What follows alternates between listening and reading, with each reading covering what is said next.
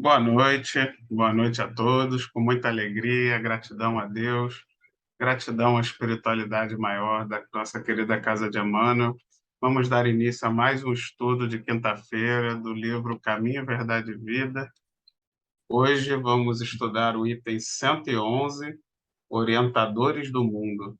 Quem vai fazer a leitura sou eu mesmo, então convido a todos para fecharmos os nossos olhos para fazer a nossa prece de abertura. Obrigado, Senhor. Obrigado, Jesus. Obrigado aos nossos mentores e protetores espirituais. Obrigado à espiritualidade maior que se dedica a trazer aqueles que necessitam dessa orientação, que eles possam abrir nossas mentes, nosso pensamento, para podermos captar as orientações, as intuições da espiritualidade, para guiarmos esse estudo na melhor direção, naquela que seja mais útil a todos aqui presentes e a nós mesmos, colocando em prática em nossas vidas, colocando em prática na nossa evolução. Que assim seja, e graças a Deus. Boa noite, Doroteia, seja bem-vinda. Boa noite, Doroteia. Bem, Boa noite. ainda está sem o áudio, seu áudio não é. A gente não está. Desculpe. Agora Boa sim. noite, afilhado Vitor. Boa Boa noite, noite. João. Boa noite, Flávio. Que bom que você conseguiu já acertar a câmera. Cláudia, boa noite. Selminha, cadê Selminha? Oi, tadinha. É chato isso. Ai. Mas durante o estudo, o João vai mentalizando ela para ela ficar melhor. Vai mentalizando para ela melhorar. Que os amigos espirituais, claro que estão aqui, lógico, para poder ajudar ela. Ana Cláudia, cadê você? Ela está terminando também alguma coisinha e disse que já vai ligar a câmera dela. Tá bom. Mas aí nós vamos começando. Bem, o estudo de hoje, como eu falei, nós vamos ler o item 111, Orientadores do Mundo, né? O Emmanuel escolhe o versículo 10 do capítulo 3 do Evangelho de João. Respondeu-lhe Jesus: És mestre em Israel e não sabes isto? Essa resposta Jesus deu a Nicodemos, né, que estava ali fazendo diversas indagações e tudo aquilo que a gente já viu nos itens anteriores sobre o nascer de novo, né? E aí ele questionando se teria que voltar para o ventre da mãe, toda a explicação que Jesus deu sobre a reencarnação, né, sobre a necessidade da reencarnação. Mas Jesus, nesse item, ele acaba utilizando de um pouquinho de ironia, né? Deixando a entender, tipo, porque Nicodemos era ali um, um, um sacerdote, né? Era alguém com essa responsabilidade religiosa de estar orientando o povo. Então, Jesus acaba ali aproveitando para dar, tipo, um puxãozinho de orelha, demonstrando, tipo, você que se arroga, né? Alguém que tem essa responsabilidade e não sabe dessas coisas, né? Deixando claro, não assim, o objetivo de Jesus não era humilhar Nicodemos, era ressaltar a importância de como aquelas coisas que ele estava ensinando para Nicodemos eram básicas, né? Eram o pilar, era algo assim de extrema necessidade para que Nicodemos pudesse realmente dar as orientações necessárias para o povo. Então, né, é importante a gente entender que, apesar desse sarcasmo de Jesus nessa pergunta, o objetivo não era, de forma alguma, humilhar Nicodemos, e sim demonstrar a importância, o quanto aquele conhecimento que ele estava ali passando para Nicodemos era muito básico, básico no sentido de fundamental, de fundação, né? De ser a base de pedra, né? De rocha necessária para que tudo que você depois fosse fazer, fosse orientar, não desmoronasse, né? Então, o quanto Nicodemos, Jesus quis mostrar o quanto ele estava ali, talvez, desorientando mais do que orientando, aos seus tutelados no momento em que ele não sequer tinha conhecimento daquelas informações basilares que Jesus estava passando, né? Então, e nós vamos ver no estudo de hoje o quanto isso continua, né? O quanto até hoje na nossa sociedade continuamos ainda nos arrogando muitas vezes de grandes conhecedores de tudo que tem direito, porém sem aplicar a base de tudo, que é o que nós somos, para onde vamos, de onde viemos, né? O que é, se somos espíritos imortais, o quanto devemos guiar tudo na nossa vida baseado nisso. Então a gente vai entender um pouquinho dessa questão no estudo da noite de hoje, né? Então, no primeiro parágrafo, Emmanuel começa. É muito comum nos círculos religiosos, notadamente nos arraiais espíritas, o aparecimento de orientadores do mundo reclamando provas da existência da alma, né? Quantos de nós, muitas vezes, quando estamos com a nossa família ou nos nossos ambientes de trabalho, e acaba surgindo o assunto religião, qual a sua religião, e aí você começa, eu pelo menos, né, começo a falar, sou espírita, e aí o assunto vai progredindo. Acredito que principalmente quem trabalha em áreas científicas deve sofrer isso até com mais força, né? Essa questão de ser questionado pelos seus colegas de trabalho e muitas vezes pelos seus familiares. Tá, mas você é espírita, você acredita em reencarnação? Qual é a prova de que a alma existe? Qual é a prova da existência da vida após a morte? E nós, né, que já estudamos, que estamos há muito tempo na doutrina, sabemos que as provas são muito abundantes, não faltam provas, né?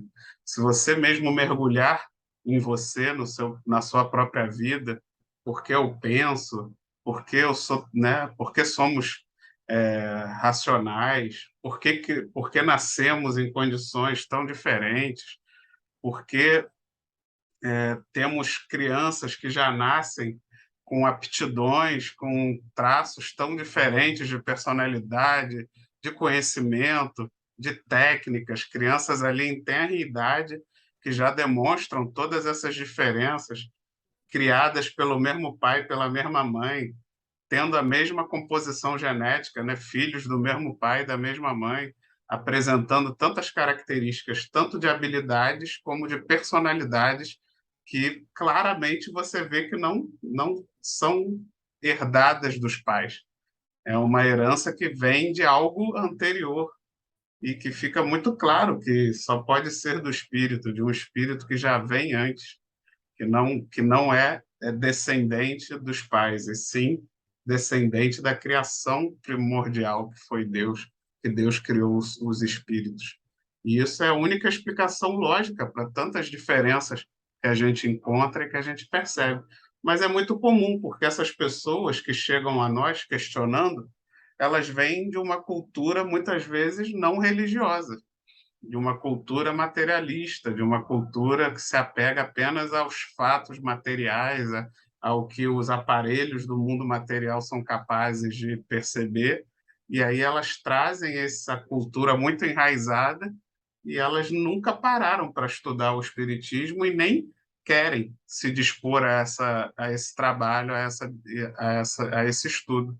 E automaticamente eles não vão conseguir ter olhos de ver, porque a gente até tem estudado nos estudos de sábado, da introdução do Livro dos Espíritos, que a gente ainda nem saiu da introdução, como é que Kardec, em quase todos os itens, Kardec martela a importância de qualquer estudo, de você se dedicar, de você estar disponibilizando realmente vontade, tempo, dedicação, e não apenas uma visão superficial do assunto, e dali já querer tirar todas as conclusões necessárias, que com certeza você não vai conseguir. Você nunca vai ser convencido pelos outros se você mesmo não quiser se aprofundar, não quiser perceber, né? Não vai ser ninguém que vai conseguir entrar na sua cabeça e fazer você acreditar em algo que você já está predisposto a não acreditar, e não quer também se ter o trabalho de estudar e se aprofundar, né? Alguém quer comentar alguma coisa sobre esse primeiro parágrafo?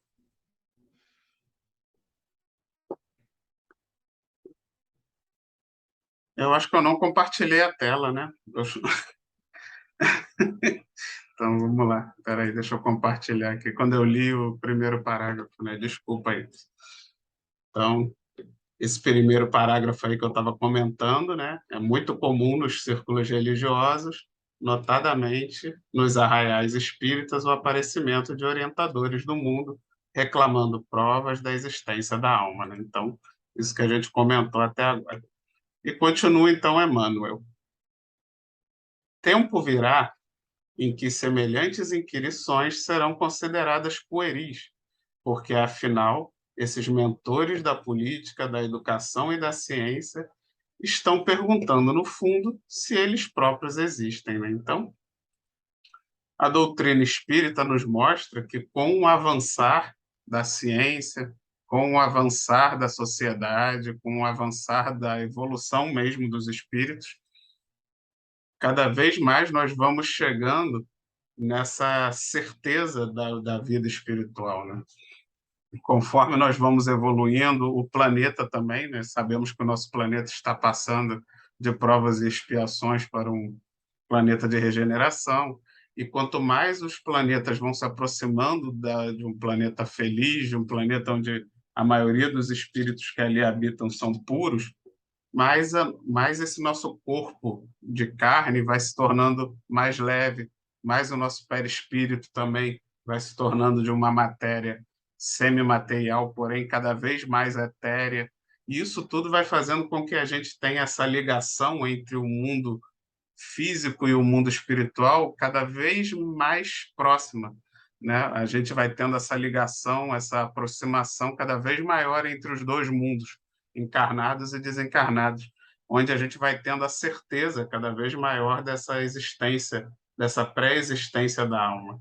E aí, quando esse dia chegar, né? Quando ele bota ali, o tempo virá, em que será uma pergunta sem sentido, né? Será pueril você perguntar se existe espírito, porque chegará ao ponto onde a ciência, onde os aparelhos materiais serão capazes de perceber o mundo espiritual com cada vez mais certeza, onde isso não será mais sequer uma dúvida. Ainda estamos distante disso, né? Ainda precisamos evoluir muito, nos desmaterializarmos muito para chegar nesse ponto, mas acreditamos que chegará esse momento onde não mais isso será uma dúvida, onde será realmente uma certeza para todos. Alguém quer comentar?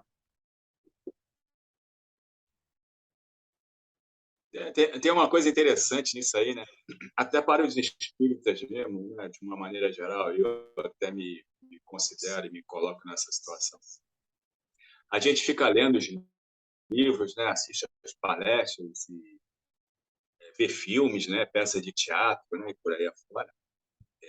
A gente não percebe, ou né? Nem percebe, a gente não conhece, né? Como você colocou, devido a nossa inteligência ainda ser bem primitiva em relação ao que tem a ser explorado ainda, como os livros passam, né? E eles passam até os espíritos falam assim, não, vocês não, ainda não têm tempo, ainda vocês não compreenderão, ainda vocês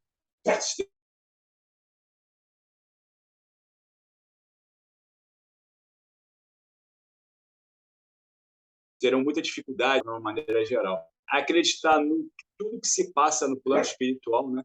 O que eles trazem para a gente, né? E a gente começa a idealizar, imaginar de acordo com o nosso conhecimento de terra a terra aqui, né? Por exemplo, quando eles têm livros que falam sobre os castelos, sobre aeróbos, né? Sobre água fluídica, né? Sobre sopinha, e a gente fica imaginando o que a gente conhece, o que o nosso cérebro armazena, a parte material. E a gente sabe que isso aí não é isso, né? Porque lá na parte no mundo espiritual não existe a matéria, né? Não existe o cimento, a pedra, né? Não existe a areia, né? Não existe a pá, não existe nada disso. Isso é tudo plasmado. Então a gente fica imaginando como deve ser isso, né? Como deve ser tido, como foi essa construção, essas construções que a gente vê nos livros aí de hospitais espirituais, colônias espirituais, né? De edifícios, né, prédios comerciais, espirituais. Então, para a gente, como a gente está ligado muito à Terra, a nossa matéria ainda é muito densa, pesada, o nosso cérebro é muito limitado, o que a gente conhece também é altamente limitado, a gente não tem nem ideia. E tem muita gente que eu já vi no meio espírita que fica assim duvidando, né? É interessante isso aí. Esse duvidar aí é um duvidar meio sadio, né?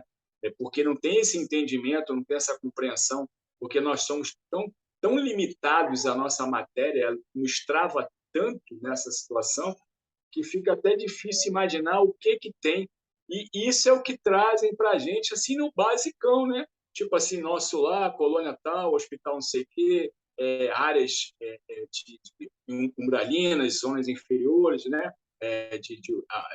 Reinos abissais, profundidade de atmosfera pesada, alguma coisa que traz, e a gente vive isso nas peças de teatro, no filme, nos livros, nas palestras, né? Nos slides, né? E imagina o que tem ainda nos mundos superiores, né? Nos mundos assim muito mais adiantados, mas infinitamente adiantados do que a Terra, seriam os mundos superiores, mundos celestes, mundos divinos, né? Imagino que a gente tem ainda a chegar lá, que fica, por isso que ele fala, fica muito difícil essa compreensão para a gente agora, porque a gente não consegue idealizar, né, o filme Nosso Lar, né? Vou botar o Nosso Lar, aquela colônia Nosso Lar, tem N colônias do plano espiritual, mas ali eu vou colocar o Nosso Lar porque passou um filme, passou um livro, né? E a gente está mais próximo dessa visão material nossa, dessa compreensão material nossa. A gente, né, de uma maneira ou de outra, muita gente, né, fica assim abismado, né, fica interessante. Eu quero morrer, quero ir para o Nosso Lar, não sei o que, para lá. Deu para entender onde eu quero chegar? Então, esse contexto que a gente não percebe por a limitação dos nossos sentidos e do nosso corpo faz com que a gente não tenha a grandiosidade da dimensão que está para vir ainda, ou melhor, por vir ainda. É interessante isso. E realmente, como você falou, o duvidar até certo ponto é até saudável. O que não é saudável é a gente duvidar e ficar esperando que a resposta caia do céu, né? Que o milagre, que algo venha provar que o Espírito existe do jeito que você acha que é o jeito que vai fazer você acreditar.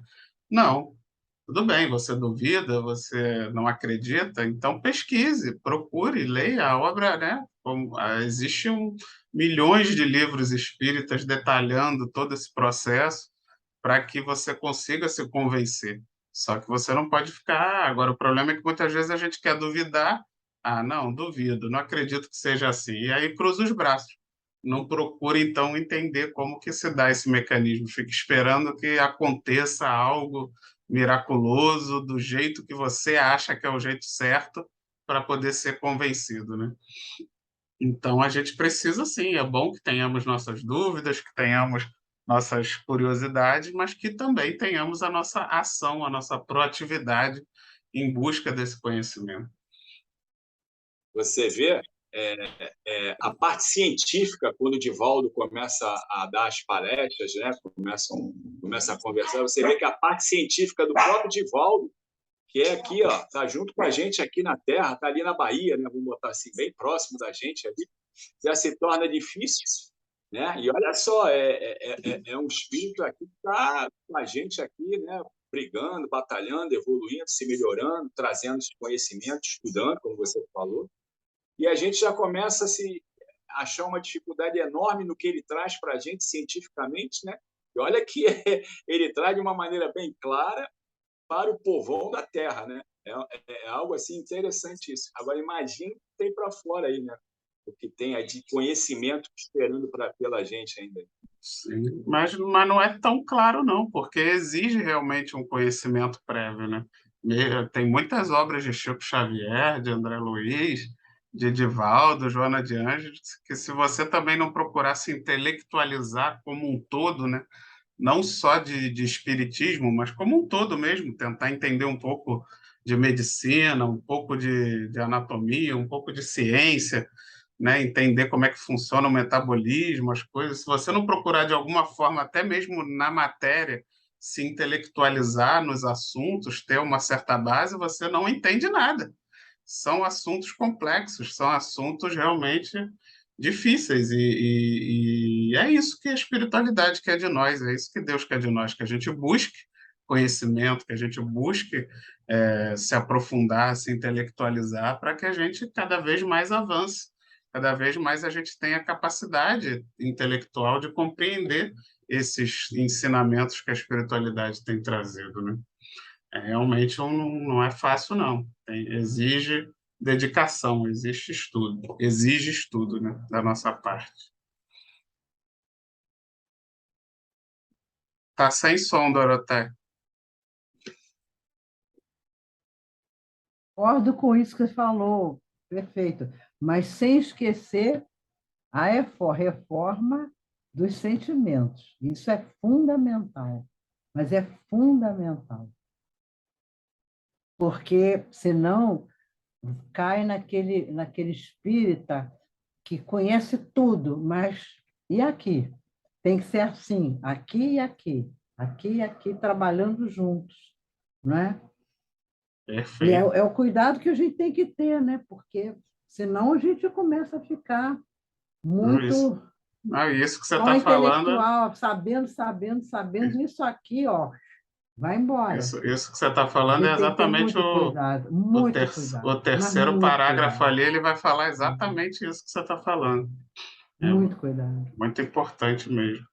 Vamos ver aqui, eu vou compartilhar, Vamos lá. aí você vai ver que ele fala exatamente isso que você comentou. Não, primeiro ainda está aqui. A resposta de Jesus a Nicodemos, embora se refira ao problema da reencarnação, enquadra-se perfeitamente ao assunto, de vez que os condutores da atualidade prosseguem indagando sobre as realidades essenciais da vida. Aí o próximo parágrafo é que ele vai falar disso aí que você acabou de falar, Doro. Mas antes de entrar nesse assunto, eu vou só comentar esse parágrafo anterior, porque realmente, nesse momento atual que a gente vive, né, essa resposta de Jesus a Nicodemos se encaixa perfeitamente, porque quantos de nós temos a responsabilidade de também guiarmos pessoas, guiarmos a nossa família, guiarmos os nossos filhos, guiarmos os nossos tutelados de qualquer tipo pode ser no trabalho, ou se a gente resolver também entrar numa seara acadêmica, né?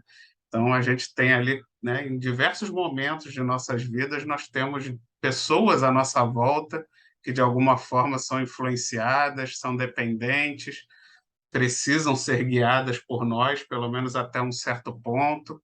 E como que a gente vai fazer esse papel se nós não tivermos, assim como Nicodemos não tinha, essa base, esse fundamental de quem nós somos? Como é que você guia alguém se nem você sabe quem você é? É aquela velha história de cegos guiando cegos, né? Porque se você não sabe, se você não tem certeza, se você não entende os mecanismos da vida, da reencarnação, da vida espiritual, como é que você vai guiar seus filhos numa vida também correta nesse sentido, né? Se preocupando você tem que ter uma profissão, mas ter uma profissão para quê? Para cumprir o seu papel na sociedade, cumprir sua evolução, cumprir, de alguma forma, tornando aquela sociedade mais produtiva, mais justa, menos sofrimento, menos dor, né? Você ser ali um cidadão que vai contribuir por um mundo melhor, por um mundo de regeneração, seja do jeito que for, né? Sendo um cidadão mais consciente, cumpridor das regras, procurando colaborar pela criação de regras melhores, né? Regras mais responsáveis, por não deixar o mundo, não desperdiçar os recursos do mundo de forma irresponsável. Tudo isso é uma preocupação de quem acredita na reencarnação, de quem acredita nos mecanismos da vida, de quem acredita no espírito. Porque se você não acredita em nada disso, você vai guiar os seus filhos o quê? Se a vida é uma só, se só vale a matéria, você vai guiar seus filhos, o importante é ganhar dinheiro, o importante é você gozar a vida, você fazer tudo o que você quiser, porque morreu, acabou, só tem uma vida. Então, olha como é que nós vamos estar guiando os nossos filhos e a nossa própria vida num caminho totalmente errado, né? Totalmente na contramão do que Deus e a espiritualidade pretende de nós, se não reforçarmos as nossas bases espirituais. Mesmo entre nós espíritas, né? Quantas vezes a gente não dá muito mais valor às coisas da matéria do que do espírito? Quantas vezes a gente valoriza 1000 vezes, a gente prioriza 1000 vezes a escola assim, não estou dizendo que a escola não é importante, mas quantas vezes a gente prioriza a escola material ali, né? Aprender matemática, português, né? Que tem toda a sua importância, porém não deveria ser mais importante do que a gente querer levar nossos filhos para a evangelização, por exemplo, porque a evangelização deveria ser prioridade. É mais importante o seu filho ir na evangelização do que ir para a escola. Não que ele não tenha que ir para a escola, é lógico que ele tem que ir para a escola. É uma prioridade tão grande quanto, tão importante quanto. Mas muitas vezes a gente vê a evangelização como uma coisa assim, um apêndice, né? Ah, quando der eu levo, se der eu vou levar, se não der também não tem problema. É como se a evangelização dos nossos filhos fosse tipo um cursinho de inglês, uma natação, é como se fosse um acessório que você bota o seu filho para fazer, mas que também, se ele tiver que parar, não tem problema, entendeu? É nesse sentido que eu quero dizer. Eu não estou querendo dizer aqui que eu não estou querendo parecer um fundamentalista religioso dizendo que a religião é mais importante que a escola. Mas, no fundo, é tão importante quanto, né? Os dois têm que andar em paralelo. Se a gente acredita que a gente tem que desenvolver o intelecto e a moral juntas, você tem que priorizar. Os seus filhos não podem ficar sem evangelização, assim como eles não podem ficar sem escola. Você não pode tratar a evangelização dos seus filhos como sendo um cursinho, como sendo uma natação que você tira, bota. Se ele não quiser ir, não vai. Se estiver chovendo, não precisa ir. Pô, seu filho, quando está chovendo, você não leva para a escola porque está chovendo? Então, tipo assim, a gente tem que dar essa prioridade, ter essa noção de que a evangelização é tão importante quanto o estudo intelectual, para que a gente possa formar os nossos filhos pensando assim como Jesus orientou Nicodemos, das bases, do fundamental. Senão, nada faz sentido. Você está criando meramente máquinas materiais para dar continuidade a um ciclo material, que não é o que Deus espera de nós para o mundo de regeneração. Alguém quer comentar? Eu peguei, no meu segundo grau, eu tive aula de religião. E era assim, ela não seguia uma religião, ela abrangia tudo, né? Era como se fosse uma aula ecumênica, né? Porque ela falava de tudo que estava relacionado a Jesus, em todas as religiões. Isso aí ajuda muito, né? A moral da pessoa, vai tendo outros princípios, mas infelizmente hoje em dia está difícil botar isso na escola de novo, né? Porque, como eu falei, a humanidade, infelizmente, não está se preocupando com isso, né? Mas o Brasil é um país muito religioso. E é o que eu falo, se os pais despertarem para essa consciência, eu nem sei se é necessário que a escola tenha, porque nós temos o que não falta no Brasil são templos religiosos dos mais diversos tipos, né, de acordo com o que a pessoa se sentir melhor, né, e dentro do cristianismo mesmo, né, diversas vertentes cristãs. E só que o que acontece é que mesmo as pessoas que se consideram cristãos e que muitas vezes frequentam religiões, seja ela qual for, espiritismo, evangélico, católico, qualquer uma dessas vertentes, mesmo as pessoas que frequentam, mas elas não levam seus filhos às vezes, ou levam, mas não levam com aquele mesmo comprometimento que tem com a escola, como se fosse algo menos importante, como se fosse algo que eu até levo meus filhos, mas Quando ele não quer ir, eu não levo. É o que eu falo, tratando aquilo como se fosse algo menos importante que a escola. E não dando o mesmo grau de importância. Ou até os famosos, que aqui no Brasil é muito comum, católico não praticante, né? Mas que está se tornando comum nas outras religiões também. Cada vez mais eu ouço falar também de evangélicos não praticantes e até espíritas não praticantes eu tenho também já conhecido alguns. Então, e aí nessa história você vai porque quando você se torna um religioso não praticante, entre aspas, né, quando a pessoa se considera não praticante, isso quer dizer o quê? Que ela não está priorizando. Ela até tem uma leve impressão de que aquilo ali é importante, mas ela não prioriza, não coloca aquilo como algo realmente prioritário na sua vida, e aí acaba se tornando o famoso não praticante. E isso é realmente muito triste, porque você começa a guiar a sua vida totalmente pautado não nos valores espirituais, e sim pautando sua vida nos valores da matéria, nos valores ali somente do dia a dia, dos problemas de saúde, dos problemas materiais. Você vai deixando a sua vida ser tomada pela matéria e deixando de lado o espírito. Ô, Tem um Vitor, dedinho aí? Tem um dedinho. eu estou fora da linha turma, eu estou aqui. Mas deixa eu dar uma parte só sobre isso aí, né? A gente abriu esse parênteses aí, deixa eu dar Não precisa virar, não, amor, não precisa não. Tem uma diferença com relação a você colocar a criança para fazer evangelização, né? Seja em qual for a religião, e a escola em si. Por exemplo, a criança, o aluno, o jovem, ele vai ao colégio, volta para casa, ele tem o dever de casa, ou tem que fazer pesquisa, ele tem que estudar para a prova, para passar de ano, né? E aí os pais perguntam, às vezes, né, aqueles pais, né, dedicados, vamos dizer, como é que está na escola, alguns até ajudam e tudo. Agora, quanto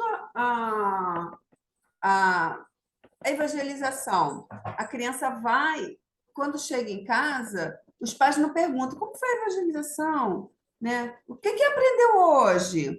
Não tem prova, não tem pesquisa. Então, aquilo ali eu fico uma coisa.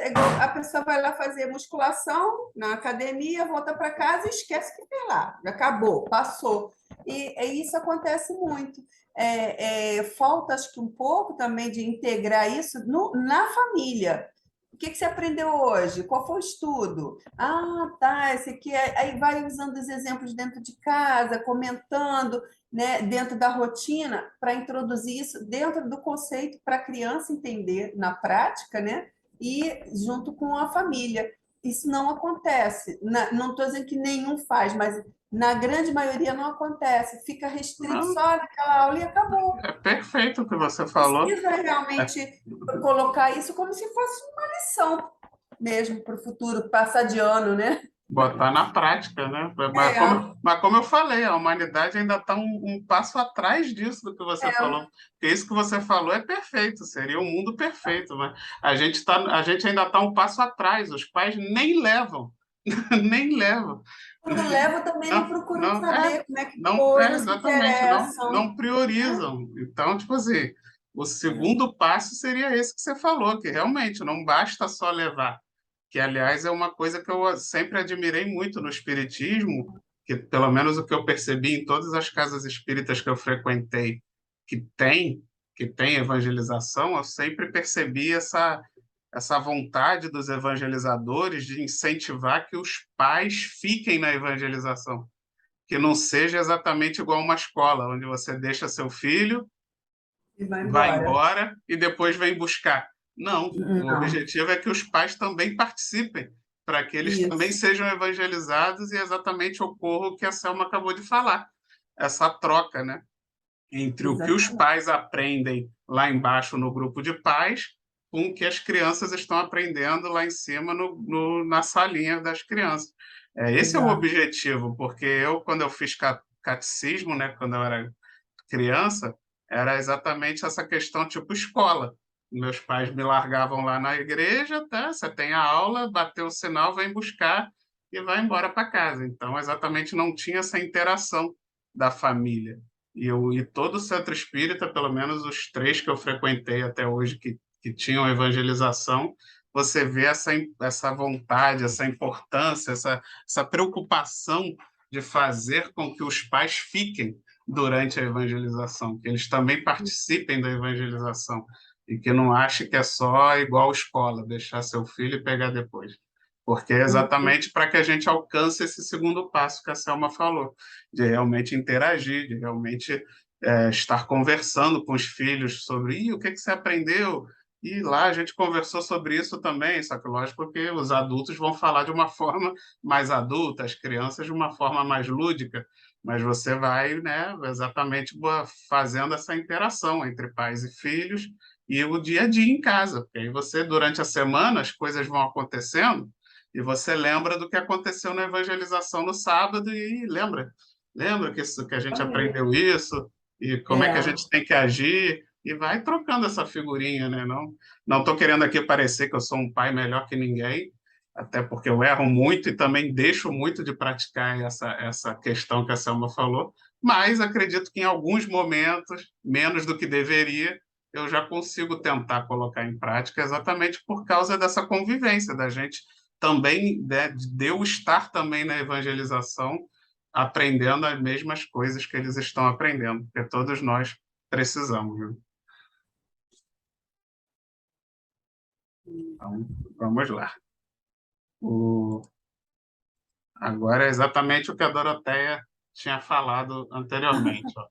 Peçamos a Deus, auxilie o homem para que não continue tentando penetrar a casa do progresso pelo telhado. Né? Então, esse parágrafozinho, essas duas linhas, fala exatamente aquela questão que a Doroteia falou, de nós muitas vezes também ficarmos muito focados apenas na intelectualização, focando ali no nosso intelecto, que eu sei tudo de espiritismo, eu decorei o Pentateuco, eu decorei as obras de André Luiz, eu sei todos os termos técnicos, eu sou um expert de espiritismo, mas ao mesmo tempo não estou realmente praticando sentimento, não estou me dedicando a trabalhos voluntários, não estou realmente tendo paciência com aqueles que também estão iniciando na doutrina.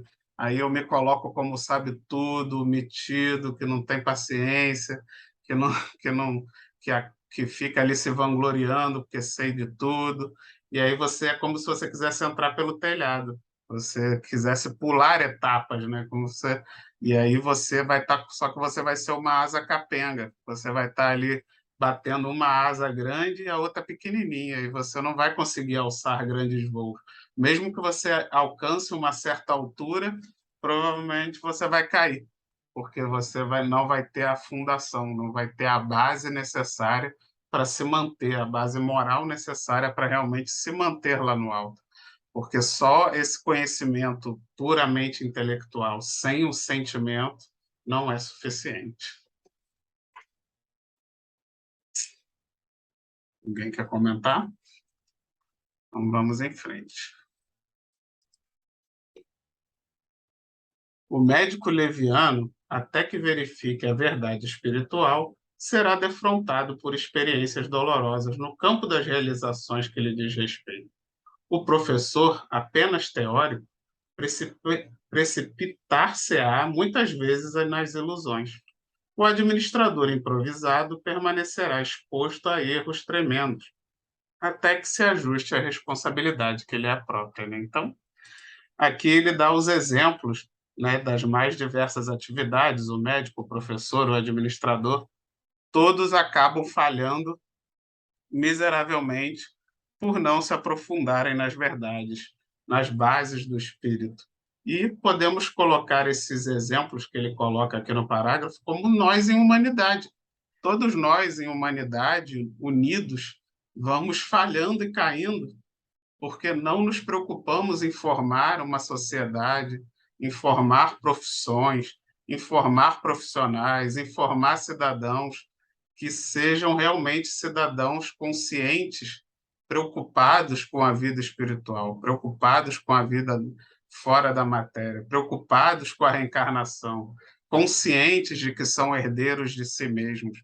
Então, nós vamos vivendo batendo cabeça, tropeçando, sofrendo, passando dificuldades, tendo um mundo cada vez mais injusto, criando tecnologias cada vez maiores, mas que depois acabam se tornando armas de autodestruição, porque como estamos avançando apenas o intelecto, esse intelecto acaba sendo usado cada vez mais para o mal, pela falta da moral, e aí o que vamos fazer é como a Torre de Babel, quando estivermos lá no alto, vamos nos autodestruir, desabar e cair tudo de novo, tendo que ser obrigados a retornar lá de baixo do ponto zero, porque apenas evoluímos uma asa e deixamos a outra perneta.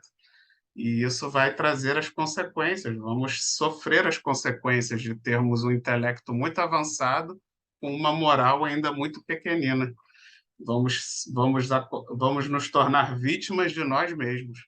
E por isso que hoje, né, estamos aí, por exemplo, vivendo momentos de tensão, um mundo talvez aí prestes a se acabar numa guerra nuclear. E por que a gente tem esse temor? Por nós mesmos, por culpa de nós. A culpa não é de Deus, né? A culpa é de nós que nos preocupamos em formar seres humanos nas nossas faculdades, né, através de uma pressão.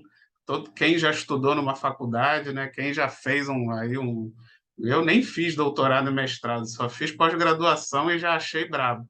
Conheço alguns amigos que fazem doutorado e mestrado, então é um negócio de arrancar o couro mesmo, que você vai criando pessoas ali com esse sentimento meio que bélico de você se intelectualizar, mas o que eu sinto dos meus amigos que vão se intelectualizando nessas coisas, doutorado, mestrado, eu sinto que eles vão se tornando pessoas realmente geniais, inteligentes, mas eu acho que vão sendo vai se criando seres humanos também belicosos, porque esses lugares, eles são os professores, eles meio que treinam os alunos nesse sentimento de guerra, de batalha, de um esforço, mas de um esforço que vai além de um esforço de boa vontade, de você querer aprender. Vira meio que um campo de batalha, onde você tem que ser o melhor, você tem que se destacar. Então, você vai formando profissionais com um sentimento de guerra, com um sentimento de batalha. E esses profissionais que estão se intelectualizando cada vez mais, porém cada vez menos moralmente, são os profissionais que vão criar uma bomba nuclear, que vão criar armamentos de destruição cada vez mais potentes, que vão fazer com que nós, como humanidade, nos auto-aniquilarmos, né? Nos auto-nos destruirmos, porque estamos formando com essa intenção. Em vez de estarmos formando seres humanos que possam buscar a cura das doenças, que possam buscar o bem, que possam que possam ter intelecto para bolarem leis, para bolarem formas de nos organizarmos como civilização de forma cada vez mais justa, de cada vez mais tranquila. Isso faz parte da criação dos nossos filhos, né? E realmente é difícil, porque quando a gente olha, eu vejo meus filhos hoje, né? Eu tenho uma filha que está entrando aí no primeiro ano, que daqui a pouco é vestibular, e aí você vê que o mundo, você meio que também não consegue não preparar o seu filho de alguma forma para uma guerra, né? Porque senão ele também fica muito vulnerável, porque o mundo é uma guerra, infelizmente. E aí você acaba tendo que ficar nessa corda bamba para não pender só para um lado, para tentar, né, não fazer um filho que seja extremamente vulnerável, mas que ao mesmo tempo ele também não seja belicoso, que consiga chegar nesse equilíbrio, e é difícil, é muito difícil. A gente realmente, como pais, tem um desafio bem complicado de tentar fazer essa contracultura, mas ao mesmo tempo entendendo que de alguma forma tem que viver nesse mundo e buscando esse meio do caminho, né? Esse ponto de equilíbrio. Alguém quer comentar? Quero, sim. Por isso que é muito importante a evangelização desde bem pequenininho, porque como a criança vai se acostumando com amor, com a doação, enfim, quanto menor ela for para a evangelização, melhor, porque isso vai se aliando à educação. E aí você tem a oportunidade de, aos poucos, ir mostrando as diferenças entre as pessoas, mas que você não acha que isso seja bom, que por isso você está levando ela lá, enfim, né? Botar nela a responsabilidade dela construir um mundo melhor, né? Não um mundo que ela tenha medo, né? Desde a barriga, né? Se puder levar desde a barriga da mãe, melhor Desde a ainda. barriga. Nós temos uma turminha de bebês lá no Bezerra, né? Nós temos uma turminha lá dos pequenininhos, vão de colo com a mãe, tão bonitinho, criança de 3 meses ali, né? Maravilhoso. Ô, Vitor, Oi. esse parágrafo aí não parece, né? Me parece que tem muito. Lembra um pouco da história do André Luiz, nesse Missionários da Luz, quando ele começa a verificar como funciona o organismo interno, e ele fala assim, poxa, quando ele era médico na Terra, que ele não via, né, como funcionava tudo isso, né? Aí você vê, né, médicos, professores, todos esses que ele fala aí, os administradores, quando tem uma visão só voltada para a matéria, você chega num lugar, chega num ponto que você está assim, ó, batendo.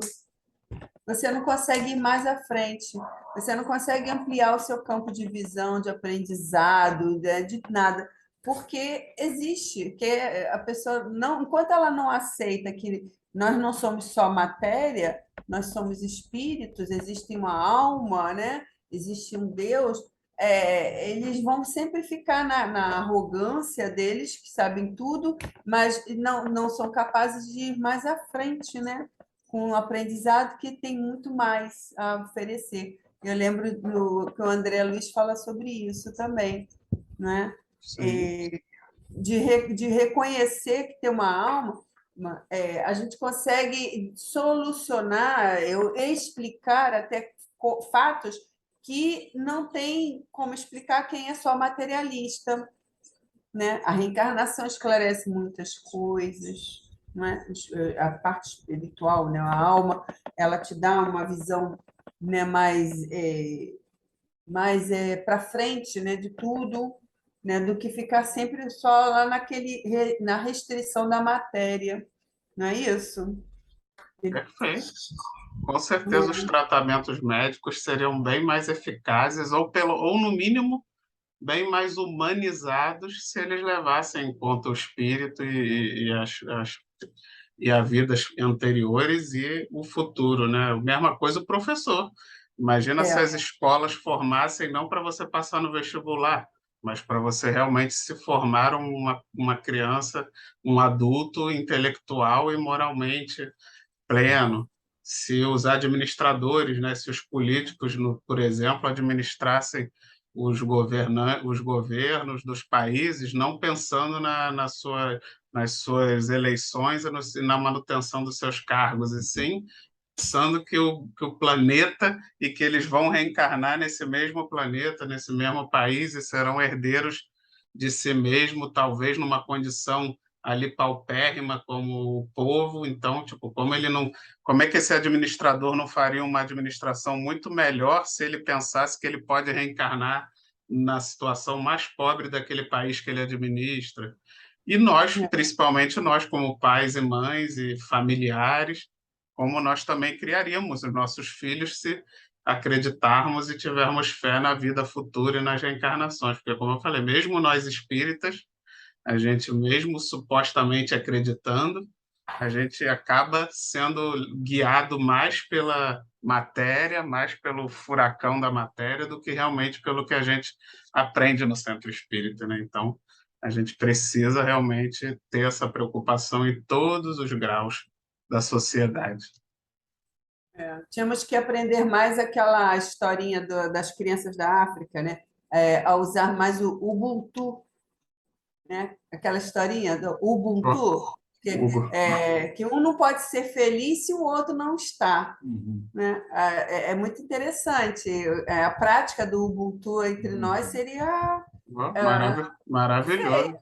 Seria um grande avanço da humanidade, né? Ninguém dormiria em paz sabendo que tem uma criança dormindo na rua, né? E não está feliz, exatamente. Quer dizer, você só é feliz se o outro também for feliz, né? E aprender assim, nossa, seria muito bom.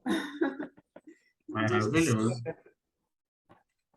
Bem, Ô, Vitor, pode falar, Flávio. rapidinho, aquela parte que você colocou Uhum. da evangelização, né? Eu não estou dizendo que está acontecendo alguma coisa no planeta, vamos botar assim, no Brasil e no Rio de Janeiro, vamos colocar assim de uma maneira, né? Que as pessoas estão realmente colocando a parte espiritual em segundo plano, por N motivos, tá bom? Eu vou te dar o exemplo pelo fato da espiritualidade estar em segundo plano. Eu não estou dizendo que é esse motivo, é dois, são N motivos. Eu coloquei. A Rádio Rio de Janeiro fez uma campanha muito pesada em cima do filme Dr. Fritz. Pediu para que quem pudesse, sempre assim, quem pode, né? Comparecer para que abrisse mais salas, abrisse mais horários. E eu fui numa segunda semana, um filme espírita, né? Eu fui numa segunda semana. Passou a primeira, eu fui na segunda. E fui num dia de propósito que eu queria dar uma olhada, né? Graças a Deus, a gente ainda tem uma condição financeira maior que pode pagar um pouquinho mais caro em outro dia. Mas eu fui de propósito no dia que tinha promoção. Sabe quantas pessoas tinham e perto da hora do almoço? Num dia de semana. Aí você fala assim, pô, a pessoa fala, mas foi dia de semana, o pessoal está trabalhando, sei que vai dar. Tudo bem, mas tem muita gente aposentada. Eu vou te explicar o porquê que eu estou falando isso. E tem muita gente que tem uma condição melhor, tem um brechinho ali na hora do almoço, dá uma esticadinha ali no cinema, ver o filme depois do almoço, aquela jogada que todo mundo sabe. Eu não fui sábado e domingo, não sei como é que estava sábado. Eu só sei que nesse dia que eu fui tinham aproximadamente 15 pessoas. Uma campanha maciça em cima da Rádio de Janeiro, 15 pessoas. Bom, tudo bem, 15 pessoas. Mas aí você sabe que você vai à internet, você pode comprar pela internet. Aí eu fui lá num filme de terror. Curiosidade, eu não vejo filme de terror. Antigamente até via, mas hoje eu não estou me sentindo bem, não me faz legal. Aí tinha um filme de terror lá. No mesmo próximo horário do filme espírita, devia ter mais ou menos umas 20 cadeiras vagas. Ou seja, a sala estava cheia para o filme de terror e a sala estava bem vazia para o filme do Arigó, Dr. Fritz. Bom, tá legal, tudo bem. Não sei por que aconteceu isso. A de Janeiro até deixou de ir. Aí começou a perder horário, começou a perder dias, né? Porque não tem público, eles vão tirar de ar para entrar outra programação. Eu fui ver agora, semana passada, com a Dulce, um filme com ideologia, com segmento católico, A Vida do Santo Claret. Sabe quanto a obra que ele deixou, o legado que ele deixou, um espetáculo. Quem quiser procurar saber, o filme já saiu de cartaz. Eu fui também, de novo, 2 horas da tarde, assim, 1h30, 2 horas, peguei almoçar. Sabe quantas pessoas tinham no cinema? 4. Eu, a Dulce, mais 2, um casal de senhor. 4. Para ver um filme altamente espiritualizado, um legado, uma obra espantosa que esse depois foi canonizado, esse santo deixou, essa pessoa deixou, né? Assim, depois foi canonizado pela Igreja Católica. Um espetáculo com uma obra, um legado que está até hoje aí em vários países do mundo. Aí você fica pensando. Aí eu fui lá brincando de novo na internet comprar para filme de terror lotado. Eu falei, tem alguma coisa errada. Então é isso tudo que você falou aí. Eu não sei o que está acontecendo com o mundo, o Brasil, o Rio de Janeiro, o segmento religioso de todas as partes. Eles estão se deixando se espiritualizar por algum motivo. Eles não estão procurando a parte espiritual. O ênfase maior está na material e outras coisas que fazem ele ficar confortável, bem, satisfatório, satisfazer. Só que isso aqui tudo vai ficar. Você não leva nada para o caixão. Entendeu? Entendeu o assunto que eu estou querendo colocar? Então, como é que eu coloco ver um filme? Olha só, que eu botei 2 segmentos religiosos, espírita e católico, todos 2 vazios. Aí eu falei, poxa, aí você vai lá no filme de terror, lotado, cheio, as salas cheias. E se você buscar hoje, você vai ver muito mais gente as salas cheias de um filme de terror, filme policial, filme que tem muito sangue, muita violência, muita agressividade, do que um filme espiritual, um filme que mostra uma obra, que te dá um prazer espiritual. Então a gente tem que começar a pensar nisso aí, que o negócio está esquisito. E aí, tudo em cima do que você falou, do pai que não deve, que deveria, ou a mãe que deveria ficar na evangelização com o filho. Em segundo plano, se coloca a evangelização em segundo plano, como se fosse alguma coisa supérflua. Entendeu o que eu estou falando? Como que antigamente nós fazíamos o catecismo, que era da religião católica, né, por aí afora, e a gente estudava, ia lá com prazer, a gente ia para as missas, né? Eu acho que a maioria nossa aqui começou na religião católica, né? Depois veio para o espiritismo, né? Mas a gente ia para as missas, talvez não entendesse o sermão do padre, mas a gente tinha lá, a gente ficava lá, a gente se interessava em estar lá, procurava com o pai, com a mãe, com o tio, com a avó, né, que já eram católicos, né, procurar alguma coisa a mais de Deus, de Jesus, porque questionava, perguntava. Hoje em dia, por N motivos, que eu coloquei desde o início, a gente realmente está sofrendo uma transformação muito ruim e para pior. E eu não sei até quando isso vai piorar ou vai melhorar. Realmente, o troço está muito complicado. 4 pessoas num filme católico e 15 num filme espírita. É complicado. Concordo plenamente com você. É reflexo do que a gente acabou de falar sobre as prioridades, né? Prioridades do mundo, que eu acho que sempre foi assim, né? Não... A única coisa que talvez eu não concorde totalmente com você é se a coisa está indo para pior. Eu acho que não. Eu acho que era tão ruim quanto é hoje e a gente está até evoluindo, porque também antigamente havia, como a gente sempre diz, uma hipocrisia muito grande, né? Aquela coisa das pessoas que também frequentavam religião, mas não estou dizendo que era o caso seu e da sua família, lógico que não, muitos, tanto que hoje em dia ainda existem muitos que também frequentam por amor e por gostar, né?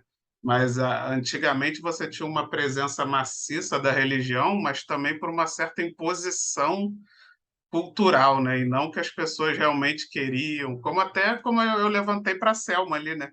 Essa questão de ir para o catecismo, mas não havia uma interação dos pais com os filhos, era só para cumprir tabela, né? Porque você não podia passar a vergonha de ter um filho que não fez catecismo, você não tinha muita coisa da imposição social, aquela história de você ser bom porque alguém está botando uma arma na sua cabeça também, né?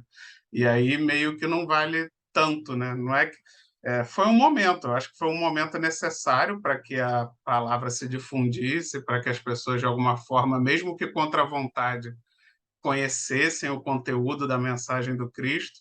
Mas agora que a gente está caminhando para um mundo de regeneração, até por isso a gente tem essa sensação que você falou de que as coisas estão ficando piores, e de certa forma é até normal ter essa sensação, porque pode-se considerar que está pior realmente no sentido onde as coisas estão mais permissivas, onde a sociedade está mais permissiva, as leis estão mais permissivas, mas isso é de propósito, porque Deus quer que a gente seja bom porque a gente quer.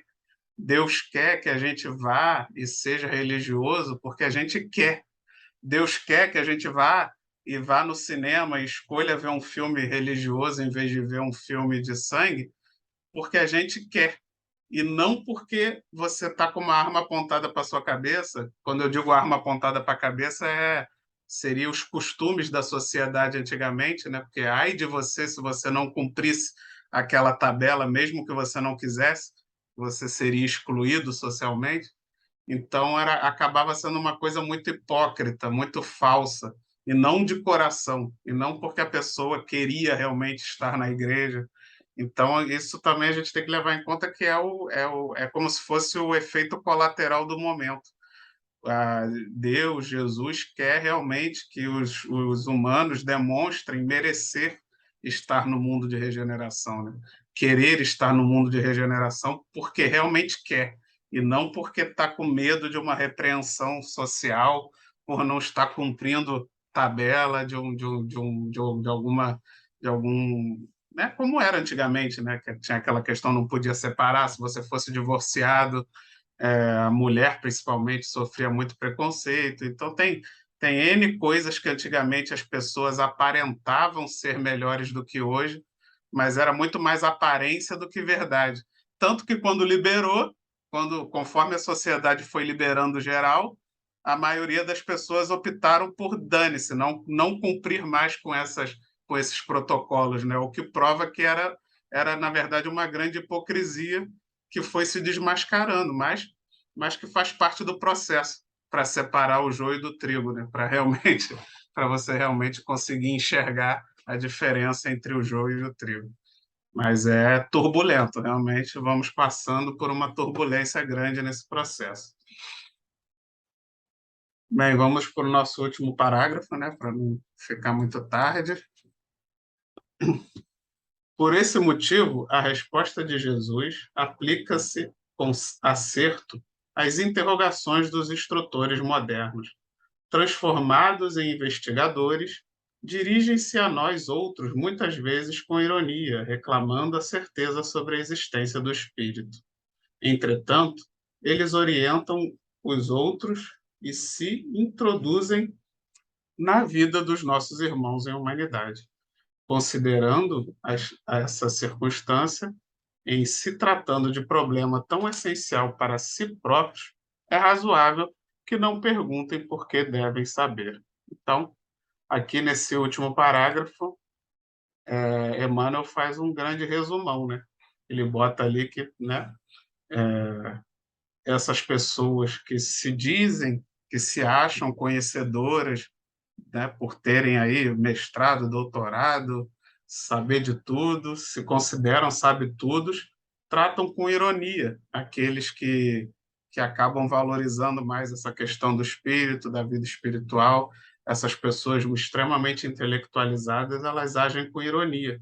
E por não terem a capacidade de perceber essas bases fundamentais da vida e da espiritualidade, vão guiando os outros, né? vão se intrometendo na vida dos outros e guiando a humanidade rumo a prioridades erradas, batendo, como a Selma falou, batendo de cara nesse limitador, que é você não estar trabalhando com as bases fortes, porque você começa a construir um prédio, mas se você faz uma base que só sustenta 10 andares, quando você chega no 11º, ele desaba. E é o que está acontecendo com a humanidade. Aliás, não é de agora. Desde antes de Jesus e mesmo depois de Jesus, continua acontecendo. A gente tem conseguido aí formar prédios um pouquinho maiores, mas ainda nos limitamos por não estarmos levando em conta essa questão primordial, que é a vida do espírito, que é a vida verdadeira. Nós, como humanidade, todos nós juntos, batemos de cara nesse limite. E aí fazemos o nosso prédio agora, em vez de 10, agora tem 50 andares, mas quando a gente chega no 51, ele desaba, porque, não, porque ainda não tem o alicerce necessário para atingir o céu, né?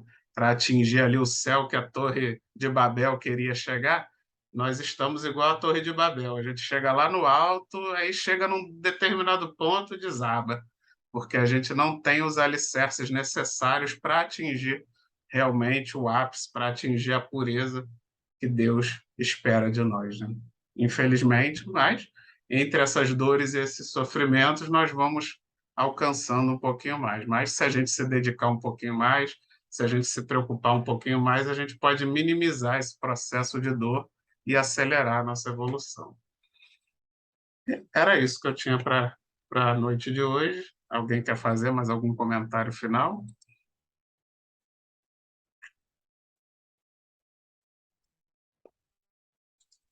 Deixa eu ver quem é semana que vem aqui. Semana que vem É seria o eu, João. coloquei com o João. Não, mas eu já até troquei aqui, que você naquele dia falou comigo, né? É o João, dia 20 é o João. Então, João, convido para fazer a nossa prece de encerramento. Então, vamos fechar os nossos olhos e agradecer a Deus, nosso Pai, a Jesus, nosso irmão, e a Maria Santíssima, nossa Mãe, pela oportunidade que nós estamos tendo de compreender e aprender os ensinos do nosso irmão e mestre Jesus, para que nós possamos sempre procurar o caminho do bem para evoluirmos e ajudarmos aos nossos a evoluir também. Graças a Deus. Graças a Deus, que Jesus nos abençoe. Uma excelente semana para todos. Fiquem com Deus. Falou. Tchau. Obrigado pela presença de todos.